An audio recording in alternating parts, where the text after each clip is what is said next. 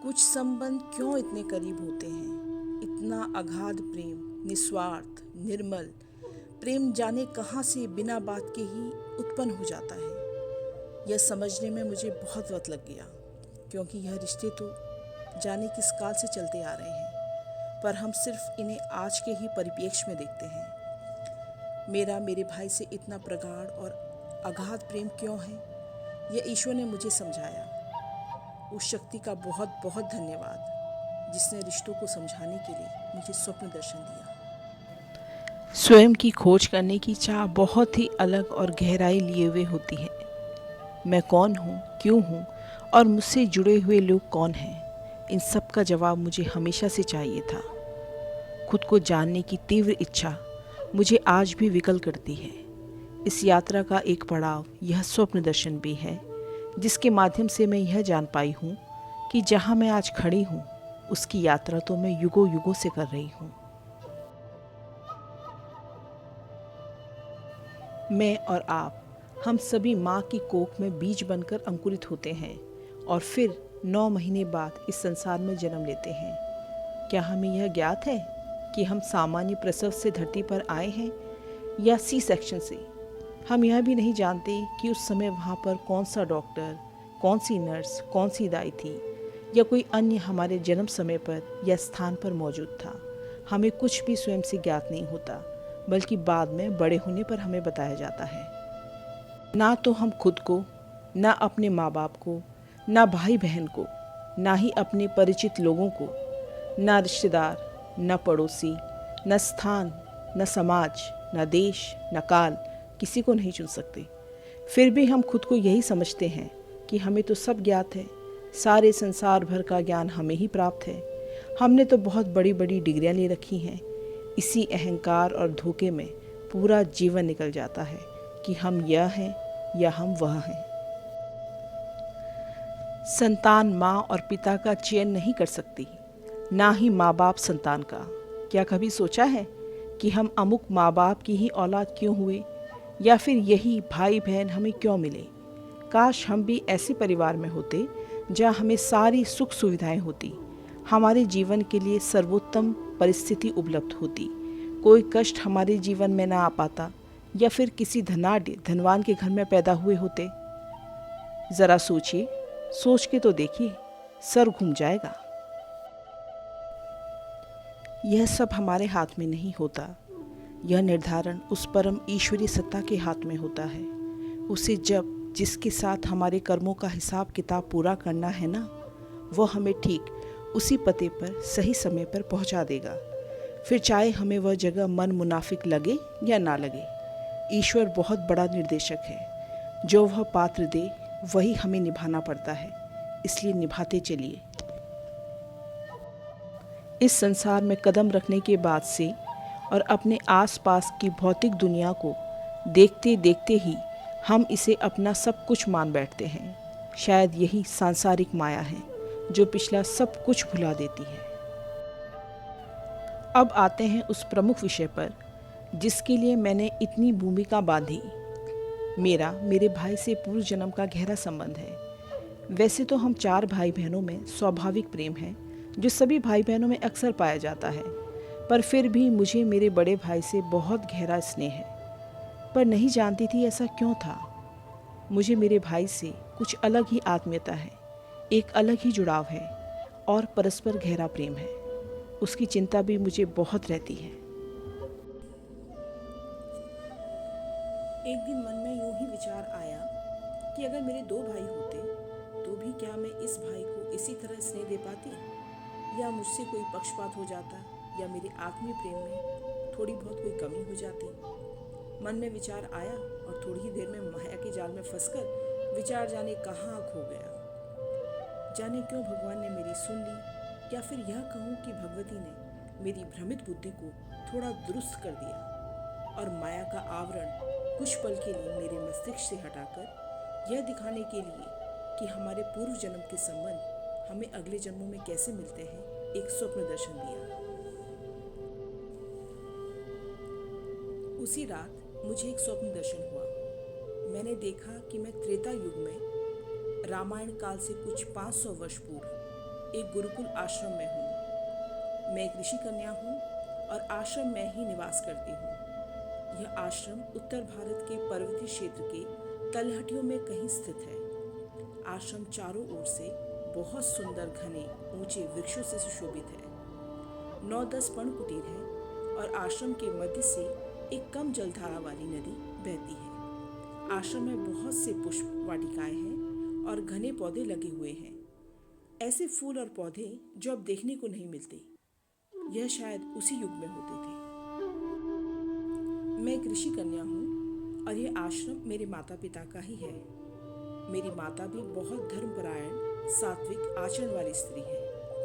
मैं अपने माता पिता की सिर्फ एक ही संतान हूँ। मैं और मेरी माता उस गुरुकुल में पठन पाठन करने वाले 10-15 बालकों की देखरेख करते हैं। उनके लिए भोजन बनाते हैं, उनका सभी तरह से ध्यान रखते हैं। मेरे माता पिता दोनों ही भगवा वस्त्र धारण करते हैं और रुद्राक्ष व तुलसी की माला पहनते हैं। उस युग की जो खासियत है वह यह है कि वहाँ का वातावरण बहुत सात्विक और शुद्ध है। वहाँ आश्रम में गाय, बछिया, मोर, बकरी, खरगोश व घोड़े सब बहुत ही शांत हैं। ऐसा लगता है मनुष्य तो मनुष्य, परंतु पशु पक्षी भी धर्मगत आचरण करते हैं और एक परस्पर प्रेम सब और व्याप्त है। सब अपनी अपनी सीमाएं और मर्यादा बहुत अच्छे से जानते हैं। मैं स्वयं को देखती हूँ तो थोड़ी अचंभित भी हूँ। मैं औसत लंबाई से अधिक लंबी हूँ। गौरवर्ण सुंदर नैन नक्श वाली एक 16 वर्षीय तरुणी हूँ, जिसके केश घुटनों से भी लंबे हैं, जिन्हें वह सदैव जूड़े में बांध कर रखती है। मैं खुद को सफ़ेद वस्त्रों में देखती हूँ, जैसे उस समय कन्याएं शायद धारण करती थीं। मैं अपने पिता से धार्मिक अध्ययन करती हूँ, धर्मशास्त्र पर चर्चा करती हूँ और उनकी सभी आज्ञा का पालन भी करती हूँ। आध्यात्म मेरा सबसे प्रिय विषय है, जो कि मेरा इस जन्म में भी सबसे प्रिय है।